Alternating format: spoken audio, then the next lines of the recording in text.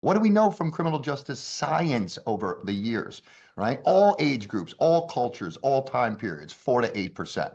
So right then and there, one question. We've proven that there is a disconnect that is either Right. fraudulently based or what? They've got to prove that having a divorce causes you to be a criminal. Now, do people become criminals at 47 years old?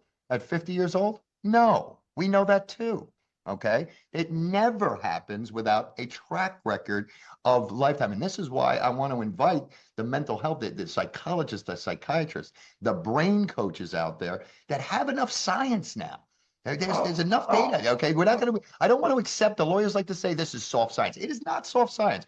First of all, everybody on Wall Street that makes money understands you're making money on behavioral science. Markets are nothing more than a collection of opinions. Everybody that's Right. looking at ratios doesn't make money. Okay, listen to what Warren Buffett says, Charlie Munger says. They're talking about behavioral sciences completely. It's not a soft science, and we need to bring the DSM into this. We need to expose these judges and lawyers as non-professionals in this area.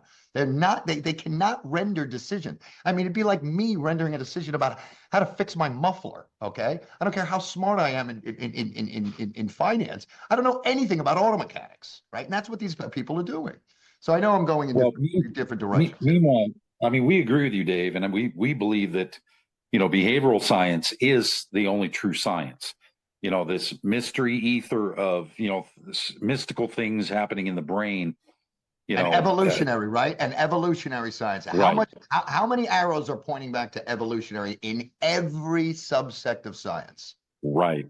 Right. To your point about the data, what we're seeing now is, if you look at the state of Texas as an example, the state of Texas legislative body is now being hawked by the judicial branch to suppress case data, and they marginalize it or minimize it by saying, we don't have the feet on the street. You can't really tell. That judge, that poor judge who had to sit through all of that mudslinging, has a better understanding of what's before him than anyone else, and he deserves the right to have this information suppressed now because it protects the identity of little children, etc.